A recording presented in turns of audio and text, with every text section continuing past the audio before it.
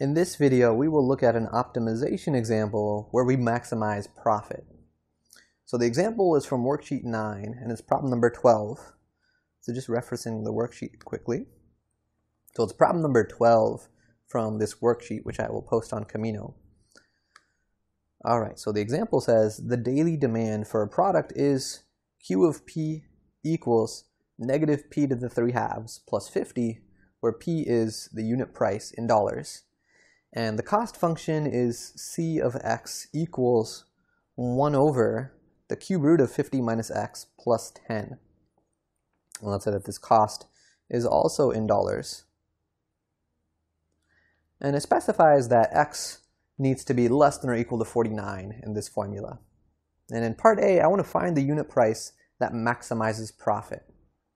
So what I'd like you to do first is to try this on your own first. So pause the video for about 5 minutes this time to try this question. That may not be enough time to finish. These optimization questions do take a while, but I mostly want you to think about how you would begin. What are the key steps? How do I write down things like my objective and my constraint and get stuff in terms of one variable and then find my critical numbers? So 4, 3, 2, 1, pause the video. Pause the video for 5 minutes really and try this question.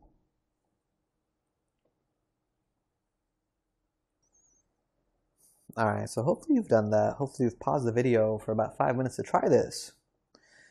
So this question says that we want to maximize profit. So that's how we want to begin always. Identify what it is that we want to maximize or minimize, and this one says profit.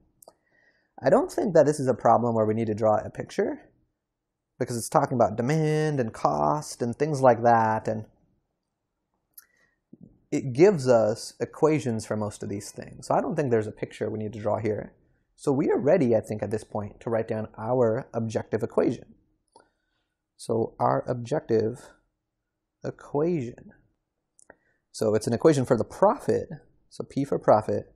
And profit is revenue minus cost. So we want to get this in terms of one variable. So right now I see R for revenue and I see C for cost. I want to get that in terms of one variable. So this is where we need the constraint. So that's going to be the next part. So a constraint. So I need an equation for revenue that I can plug in. I need a formula for revenue that I can plug in for R. Okay. So we know that revenue equals P times Q. It's price times quantity. And we can get this in terms of one variable by plugging in what Q is. So we'll get P times, and Q is negative P to the 3/2 plus 50. And if I distribute the P, we get negative P to the 5/2 plus 50P. So that's what I'm going to get to plug in for revenue.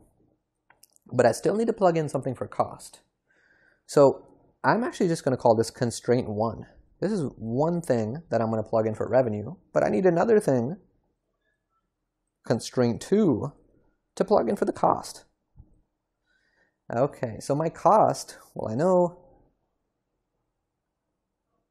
cost as a function of X is 1 over the cube root of 50 minus X plus 10.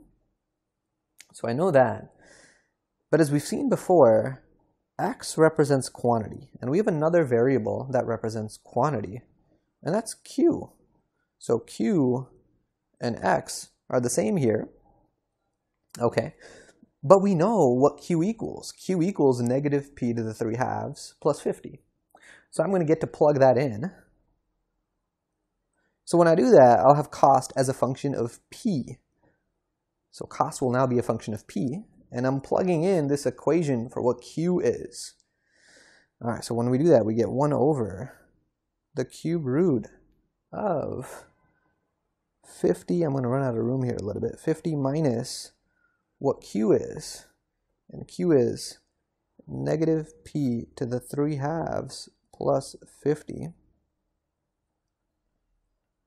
Let me just write this on the next line to give myself some more room. Actually, no, I'm just going to scoot it over to the left. And now, well, I still have this plus 10 at the end of my cost function. All right, so now let's simplify the cost function a bit. So we have C of P, my cost is in terms of P now. This is 1 over,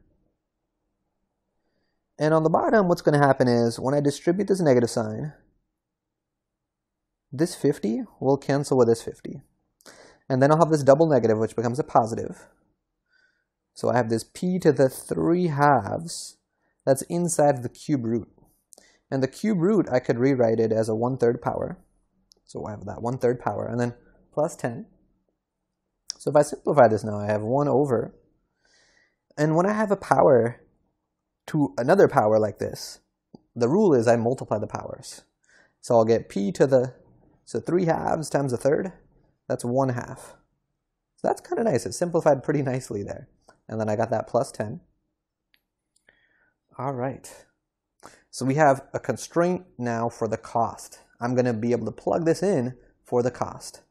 I had another constraint for the revenue. I'm going to be able to plug that in for R. All right, so let's go back to our objective now. So going back to our objective, that was profit equals revenue minus cost. And now let's plug in for the revenue and for the cost. So we'll get profit equals, so revenue is negative P to the 5/2 plus 50P. And lowercase p means price. This capital P on the left means profit. Okay, then minus cost. So for cost, I have 1 over P to the 1/2 plus 10. Now let's write that a little bit better. 1 over P to the 1/2 and then plus 10. So I can distribute the negative sign now, and I get profit equals negative P to the 5/2 plus 50P. And then I'll get minus, I'm going to rewrite 1 over P to the 1/2 with a negative exponent. I'll write it as P to the negative 1/2, and then have a minus 10. All right, so we have our objective in terms of one variable. What we need to do next is we need to find the critical numbers. So we need to find the critical numbers. All right, so we have to take the derivative of profit. I'll get P prime. So this is just a bunch of power rule. I bring the 5/2 down, and I get negative 5/2. P to the 3/2. Derivative of 50P is just plus 50. For the next term, the negative 1/2 comes down, and I'll get plus 1/2, and subtract 1 from the exponent. So I'll get P to the negative 3/2. And the derivative of negative 10 is 0, because that's a constant. So I got my derivative, and now I need to find where the derivative equals 0, or where the derivative is undefined. Or where the derivative is undefined. Okay, so the undefined part is easier, because a negative exponent like this, I can rewrite it by bringing it to the denominator. This will be 1 over 2, and then P to the 3/2. So now that I see that there's a variable in the denominator, I know that this derivative is going to be undefined when that denominator is 0. And that happens when P, the price, equals 0. Okay, so that's what's going to make this derivative undefined. So it's important to ask ourselves, is this actually a critical number? Is this value, P equals 0, in the domain of the original function? So that's profit equals negative P to the 5/2 plus 50P minus P to the negative 1/2 minus 10. And looking at that form, seeing this negative exponent, I could rewrite this term as 1 over P to the 1/2. Yeah, it's important to keep in mind there's that negative sign in front of it. But if I were to take P equals 0, price equals 0, and plug it into there, it makes that fraction undefined because the denominator is 0. So P equals 0 is, even though it makes the derivative undefined, it is not a critical number since it's not in the domain of P. It's not in the domain of the profit function.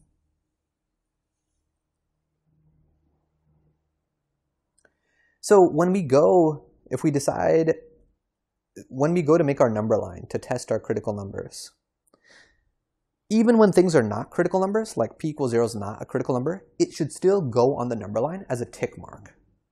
I just want to keep in mind at the end that 0 should not be a place where I have a max or a min, because it wasn't actually a critical number. It still goes on the number line, but it cannot be my final answer in terms of is it a max or is it a min there, because it's not a critical number. All right, so let's find where the derivative is undefined. Okay, so we need to figure out when negative 5/2 p to the 3/2 plus 50 plus 1 over 2 p to the 3/2 equals 0. Let me write that a little bit bigger. Over 2 p to the 3/2 equals 0. All right, so looking at this, I noticed that there's a term that sort of appears in more than one spot. I see this p to the 3/2 here, and I see it here. So there's a common technique that we can use to simplify equations where there's an expression like that that shows up in one spot, in more than one spot, and that is to substitute for that common thing. So I'm going to pick a new variable. Maybe I'll call it a, and I'll let a be p to the 3/2. So again, this is useful. Substituting is useful when an expression appears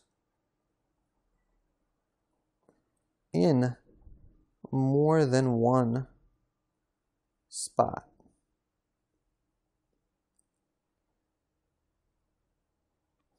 So eventually in Math 31, you'll learn a technique called U-Substitution, which is a technique for doing something called an antiderivative. So we'll learn about antiderivatives you will learn about antiderivatives in your next math course after this one. But being able to recognize when the same type of thing appears in more than one spot will be a useful skill when you learn about this thing called U-Substitution. And that's one of the reasons why I'm exposing you to this idea here. Okay, so if we do that, if we substitute for that thing, let's write down what we end up getting. Okay, so I'm going to the next page just to give myself a little bit more room here. So here was our equation. And when we substitute by letting a be equal to p to the 3/2, we'll end up getting negative 5/2 a plus 50 plus 1 over 2 a. So that a being in the denominator. And this equals 0. All right, so we end up with this. So now we have this much simpler looking equation because at least I don't have any fractional powers. This is an equation that hopefully we can handle a little bit better now. Okay, so what I'm going to do to this equation is I'm going to multiply both sides by 2a. So I'll multiply the left by 2a, I'll multiply the right by 2a, because that's going to cancel out all the denominators. So if we do this, we will end up getting negative 5a squared for the first term, because the 2's cancel. The next term will be plus 100a, and then the 2a cancels the 2a on the bottom of the last fraction. So I'll get plus 1, and 0 times 2a is 0. So now I just have a quadratic equation, and we know how to handle quadratic equations. I'm not totally sure if there's factors, so if we're not sure about that, we can use quadratic formula. So that'll give us a equals negative b plus or minus square root of b squared. So b squared minus 4ac all over 2a. So all over 2 times negative 5. Okay, so the numbers here don't work out super nicely. So I will round the values that we get. So we get a is approximately equal to, one of the answers will be negative 0.009995. And the other value we'll get is about 20.009995. So we get these two values for A. But whenever we substitute to solve an equation, we got to remember that our original problem didn't have A in it. It had P. So remember, A was equal to P to the 3/2. So I need to now substitute back. We need to substitute back to figure out, well, what is P actually? So we get P to the 3/2 equals negative 0.009995. And we also get P to the 3/2 equals 20.009995. Okay. Deliberately, when I rounded these, including several decimals, typically it's good to do at least 5 for something like Edfinity if there was a similar question to this, to make sure that we have enough accuracy for Edfinity's online homework system. Okay, so that's partially why I'm including so many decimal places here. I also just want to have a more accurate answer, so I like to include a bunch of decimal places. All right, so now I have to solve these equations. All right, so let's focus on this first one, where P to the 3/2 equals this negative number. So I can think of P to the 3/2 as being P cubed, and then that whole thing being square rooted. So I have the square root of something is equal to this negative number. All right, so that has no solution. No solution since the square root of stuff can't be equal to a negative number. So P to the 3/2 is never going to be equal to this negative value. Okay, so that's kind of nice. That doesn't give us any answers. This other equation, we have a positive number on the right-hand side. So this will give us answers. So I need a way to get rid of this power, this 3/2 power. So the way we can do that is I can raise both sides to a power.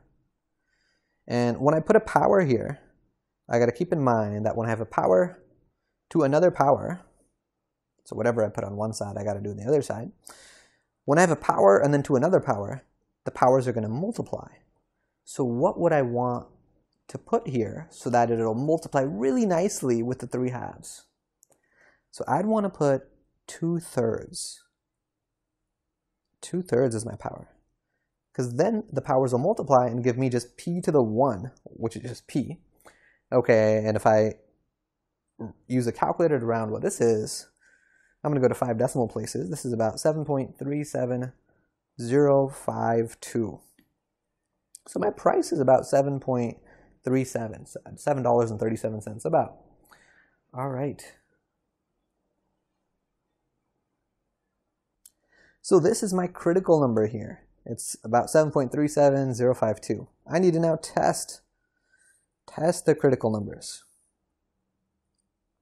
Okay, so for this problem, I'm going to go ahead and not even worry about finding the interval for my variable. I'm just going to, because especially I have all of these decimals, I'm just going to use my number line method. So I'm going to use our number line method. So my critical number is 7.37052. And the other thing that I'm going to label on the number line is there is sort of a boundary for the variable P. So P represents a price. And it could be as low as 0, but it can't be lower than 0. So I'm going to put a bracket at 0. So I'm putting this bracket here because P can't be negative. So having that boundary drawn there reminds me of that fact. I don't want to be plugging in any negative numbers as my test points because P is not allowed to be a negative number. All right, so I need to keep track of the sign of the derivative and the original function. So let's pick a test point on each subinterval. So I can do price equals maybe 1 on this side. On the other side, I'm going to do P equals 9. And the reason for that is my derivative function. So my derivative function, and it's a function of price, lowercase p, it was negative 5/2 P to the 3/2 plus 50 plus 1 over 2 p to the 3/2. So I want to plug in numbers that are easy to raise to the 3/2 power. And a 3/2 power will mean, well, square root p, that's what the 2 on the denominator does, and then cube that thing. That's what the 3 on the numerator does. So I need to plug in test points, ideally, that are easy for me to square root. Okay, that's why I chose 9 for the other one. All right, so let's plug in our test points into the derivative. If I plug in 1, we'll get negative 5/2, 1 to the 3/2, plus 50, plus 1 over 2 times 1 to the 3/2. And if we work out what this is, this ends up being a positive number. Okay, so that one ends up being a positive number. Derivative's positive, which means the original function is increasing, it is rising. If I plug in 9 into the derivative, I'll get negative 5/2 times 9 to the 3/2 plus 50 plus 1 over 2 times 9 to the 3/2. And if we work out what this is, this one ends up being a negative number. So our derivative is negative on this side. So the original function is decreasing. It's going down. So at this critical number, we know 7.37052 is a critical number. When our function changes from increasing to decreasing, we have a local max. Okay, but in optimization questions, we don't just want local extrema. We want absolute extreme, absolute mins and maxes. So I have to write a sentence justifying why this local max is an absolute max. So I would say that profit, my function, has an absolute max, so not just a local one, an absolute max at p equals, so it's about $7.37052, since the profit is increasing for all values of price, lowercase p, less than 7.37052. So it's increasing the whole way until I get to that point, and it's decreasing for all values of price, lowercase p, that are greater than 7.37052. In other words, if my function was increasing the whole way until I reached that point, put an arrow because I was doing that the whole way, and then decreasing the whole way after that, this local max has to be an absolute max. All right, so let's do part B of this question. What about if I wanted to find the maximum profit? Well, I would take this price that maximizes the profit, and I would plug it into my profit function. So my profit function, and I want to plug in 7.37052, the price. So if I do that, if I plug that into my profit function, so remember the profit function was p equals negative lowercase p to the 5/2 plus 50p minus p to the negative 1/2 minus 10. So I'm going to plug into there. I'll get negative 7.37052 to the 5/2 plus 50 times that, 50 times 7.37052, minus that to the negative 1/2 power. So 7.37052 to the negative 1/2 power, and then finally minus 10. So for this, if I use a calculator to evaluate it, I get this is approximately $211, and I'll go to 5 decimal places, 41020. All right, and the last part of this question is, how many items are sold at the optimizing price? How many items are actually sold at that optimizing price? So this wants to know the quantity. So we are going to plug our price, which is 7.37052, into our demand equation for quantity. So this was Q equals negative p to the 3/2 plus 50. So if we do that, we end up getting Q equals negative 7.37052 to the negative 3/2 plus 50. So I'll need a calculator for this. And if I round this to 5 decimal places, we get, this is about 29.99000 items. It's about 30 items. All right, and that is my answer. So I don't think I boxed my answer for part A. Part A was asking, what's the price that maximizes the profit? So that was this. Let's just box our answer there. So in terms of our goals for this section, we have now done our last goal, which was just to do a bunch of examples.